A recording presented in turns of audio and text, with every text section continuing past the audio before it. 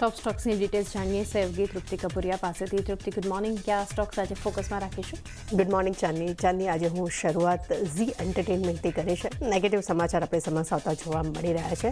Actually ગઈકાલે કંપનીની સાંજે 4 વાગે કે એજીએમની બેઠક થઈ હતી. ડેફિનેટલી તેમાં પુનિત ગોયંકાના ડાયરેક્ટર્સને લઈને ઘણી બધી ચર્ચા વિચારણા થવાની હતી, જેમાં એક નેગેટિવ સમાચાર આવતા જોવા મળ્યા છે કે પુનિત ગોયંકાની ડાયરેક્ટર પદની ફરી જે નિયુક્તિનો જે પ્રસ્તાવ તેમને મૂક્યો હતો તે અહીંયા ફગાવી દેવામાં આવ્યો છે. શેરધારકોએ અહીંયા તેમને ફરી નિયુક્ત કરવાના નિર્ણય તેમને લીધો છે. એટલું જ નહીં કે આ જે એજીએમમાં જે ફરી નિયુક્તિનો પ્રસ્તાવ જે ફગાવવામાં આવ્યો છે, જેમાં સૌથી અગત્યની વાત એ છે કે તેની જે બોર્ડમાં પહેલીવાર એવું થયું છે કે સુભાષ ચંદ્રના પરિવારનું કોઈ પણ સભ્ય હવે નથી રહ્યું. આ એક સૌથી અગત્યનો ઇમ્પોર્ટન્ટ મુદ્દો હતો, જેમાં હાલમાં એમ કહી શકાય કે ઝીના બોર્ડમાં જે પહેલીવાર એવું થયું છે કે સુભાષચંદ્રના પરિવારના સભ્યની કોઈ પણ સભ્ય અહીંયા હાલમાં નથી. એટલું જ નહીં, પરંતુ હાલમાં સીઈઓ તરીકે પુનિત ગોયંકા અત્યારે પણ કારોબાર જે છે તે કારભાર તેઓ સંભાળતા રહેશે, પરંતુ ડાયરેક્ટર તરીકે ગોયંકાની જે પુનઃનિયુક્તિનો જે પ્રસ્તાવ જે થયો હતો, અગર હું પર્સન્ટેજ વાઇઝ અગર હું વાત કરું છું તો 50.4% થી 49.5%ના મતથી તેમને પરાજય અહીંયા મળતો જોવા મળ્યો છે.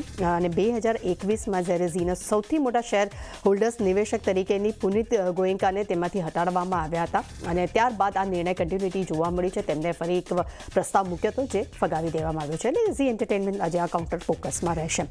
ત્યારબાદનું સૌથી અગત્યની સમાચાર જેને આપણે કહી શકાય છે કે વાયદામાં જે 45 નવા શેરોની જે એન્ટ્રી થવાની હતી, જે આજથી તેમાં આપણને એન્ટ્રી થતી જોવા મળશે, જેમાં ખાસ કરીને જીઓ ફાઇનાન્સ, ઝોમેટો, ડીમાર્ટ આ એક મોટા કાઉન્ટર્સ છે જેની આપણને એન્ટ્રી હવે એફએન્ડોમાં થતી જોવા મળી રહી છે. અને હવે લાસ્ટ ટાઈમ પણ આપણે ચર્ચા કરી હતી ત્યારે પણ કહ્યું હતું કે 45 જે શેર્સ એડ થશે, ત્યારબાદ હવે ટોટલ જે કાઉન્ટિંગ જે છે એટલે ટોટલ 223 કંપનીઓની સંખ્યા હવે આપણને અહીંયા વાયદા કંપનીઓમાં જોવા મળશે.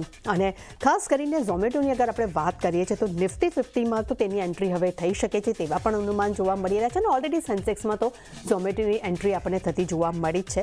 અને એટલું જ નહીં, કંપનીના લોટ સાઇઝ છે તેનું પણ સર્ક્યુલર બહાર પાડવામાં આવ્યું છે. સિલેક્ટેડ કંપનીઓના લોટ સાઇઝ પર નજર કરીએ તો ડીમાર્ટના હવે લોટ સાઇઝ 150 રહે છે, જીઓ ફાઇનાન્સના 1650, ઝોમેટોના 2000, બીએસસીના 125 અને પેટીએમના 650 આપણને લોટ સાઇઝ આપણને જોવા મળશે, જેનો ફેરફાર જે છે તે આજથી આપણને લાગુ થતો જોવા મળે છે. ત્યારબાદ પ્રાઇસ બેન્ડમાં પણ ફેરફાર કરવામાં આવ્યો છે. સૌથી અગત્યના બીજા સમાચાર છે કે પ્રાઇસ બેન્ડમાં ખાસ કરીને 29 નવેમ્બરથી ફેરફાર કરવામાં આવ્યો છે, એટલે કે આજથી આ ફેરફાર કરવામાં આવ્યો છે. અને જેમાં ઇન્ડેક્સ ડેરિવેટિવ્સ કોન્ટ્રાક્ટની એક્સપાયરી જે છે તે જાન્યુઆરી 2000થી એમાં ફેરફાર થશે. અને ખાસ કરીને ઇક્વિટી ડેરિવેટિવ સેગમેન્ટ છે તેમાં પણ જે કોન્ટ્રાક્ટની એક્સપાયરી છે તેમાં પણ ફેરફાર કરવામાં આવ્યા છે. અને ખાસ કરીને એ પણ જણાવી દઉં કે પ્રાઇસ બેન્ડમાં જે ફેરફાર થયા છે એ 10%ના ફેરફાર થતાં આપણને જોવા મળ્યા છે, જેમાં ઝોમેટો, એલઆઈસી, પેટીએમ, ત્યારબાદ અદાની ટોટલ ગેસ, આ દરેકે દરેક કાઉન્ટર્સ અને બીજા ઘણા લાંબુ લિસ્ટ છે, દરેકે દરેકમાં આપણને આ ફેરફાર જોવા મળશે.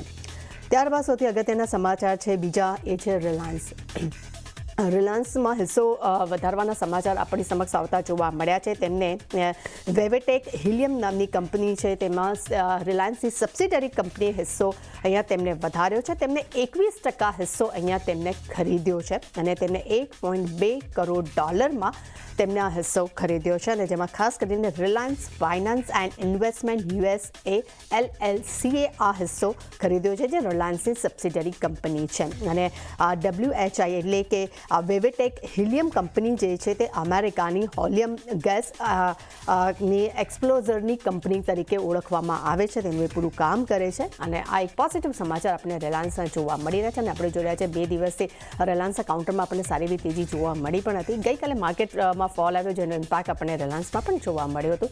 અને ઓવરઓલ બ્રોકરેજ રિપોર્ટમાં આપણે જોઈ રહ્યા છે કે ઓલમોસ્ટ બધાના જ ખૂબ જ પોઝિટિવ રિપોર્ટ્સ આપણને રિલાયન્સના જોવા મળી રહ્યા છે. અને બીજી તરફ બ્રોકરેજ રિપોર્ટ મોર્ગન સ્ટેનલી તરફથી પણ આપણને આવતા જોવા મળ્યા છે, જ્યાં તેમને ઓવરવેટ રેટિંગ આપ્યા છે. લક્ષ્યાંક તેમને $1662 પ્રતિ શેર કર્યા છે. એટલે રિલાયન્સનું કાઉન્ટર પણ ખાસ ફોકસમાં રહેશે.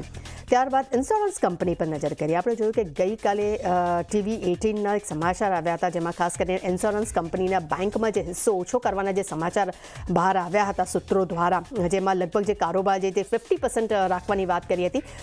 આ સમાચાર ઉપર ઇન્સ્યોરન્સ કંપનીએ પોતાની સ્પષ્ટતા આપી છે. તેમને કહ્યું છે કે IRDAIના બેંક ઇન્સ્યોરન્સ નિયમોમાં જે ફેરફારના સમાચાર જે છે તે તેમને પાયા વિહોણા કીધા છે. HDFC લાઈફની સ્પષ્ટતા પર નજર કરીએ. તેમનું કહેવું કહેવું છે કે અફવાઓ અને અટકળો પર આધારિત આ સમાચાર છે.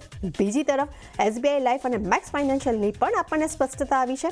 ત્યાં પણ તેમણે વાતને ક્લિયર કરી છે. તેમણે કહ્યું છે કે IRDAI આવી કોઈ પણ પ્રકારના ફેરફારની માહિતી તેમને નથી આપી. એટલે આ સમાચારને હાલમાં તેમને પાયા વિહોણા તરીકે આ ત્રણેય કાઉન્ટરે પોતાની સ્પષ્ટતા મૂકી છે. ત્યારબાદ નજર કરી લઈએ PCBL ગઈકાલે પણ આ કાઉન્ટર ફોકસમાં હતું. કંપનીના ઓર્ડર મળવાના સમાચાર આપણી સમક્ષ આવતા જોવા મળ્યા હતા. આજે ખાસ કરીને બીજા સમાચાર એ આવી રહ્યા છે કે કંપનીનો ખાસ કરીને ગુજરાતના મુન્દ્રા પ્લાન્ટનો જે બીજો અને અંતિમ તબક્કો જે છે તેનું કાર્ય તેમણે પૂર્ણ કર્યું છે અને જે ગઈકાલે એટલે કે 28 નવેમ્બરે આ અંતિમ તબક્કાનું પૂરું કાર્ય તેમણે પૂર્ણ કર્યું છે. એટલે એનો અર્થ એ છે કે કંપનીએ પોતાની અહીંયા ક્ષમતા પણ વધારી છે અને કંપનીની મેન્યુફેક્ચરિંગ ક્ષમતા જે તે વધીને હવે 7,90,000 MTPA થઈ ગઈ છે. એટલે આ કાઉન્ટર પણ ખાસ ફોકસમાં રહે છે. ગઈકાલે આપણે જોયું કે આ કાઉન્ટર આપણને પોઝિટિવ ઝોન સાથે બંધ થતા જોવા મળ્યા હતા. સારી એવી તેજી જોવા મળી હતી. આજે આ એક પોઝિટિવ સમાચાર પણ અહીંયા આપણને ફરી જોવા મળ્યા છે.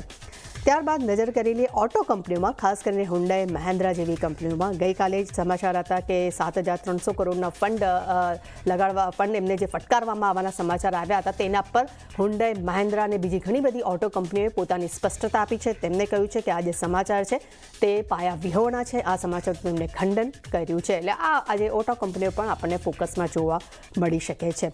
ત્યારબાદ PC જ્વેલર્સ પર નજર કરીએ. અહીંયા તેમના શેર વિભાજનની રેકોર્ડ ડેટ તેમને નક્કી કરી દીધી છે. તે 10 ડિસેમ્બર તેમને નક્કી કરવામાં આવી છે.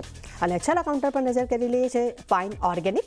અહીંયા ઉત્પાદન ફરી શરૂ કરવાના સમાચાર આપણી સમક્ષ આવતા જોવા મળી રહ્યા છે. પોઝિટિવ સમાચાર કહી શકાય કે કંપનીની બદલાપુર પ્લાન્ટમાં જે તે ઉત્પાદન છે તેમને ફરી શરૂ કર્યું છે. આપણે જોયું હતું કે સમાચાર આની પહેલાં પણ આપણે જોયા હતા કે આ જે તેમનું જે પ્લાન્ટ છે તેમાં આગ લાગી ગઈ હતી અને હવે તે જેટલી પણ એમની જે સિચ્યુએશન હતી બધી પૂર્ણ થઈ છે. જે નુકસાનને કારણે જે તેમને પ્લાન્ટ બંધ કર્યો હતો તેમને હવે ફરી શરૂ કરી દીધો છે.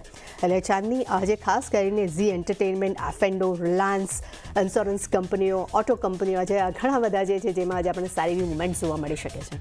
જી, તો આ બધી કંપનીઓ ખાસ આજે ફોકસમાં રાખીશું સમગ્ર દિવસ. તૃપ્તિ, આભાર આપનો આ સમગ્ર માહિતી માટે.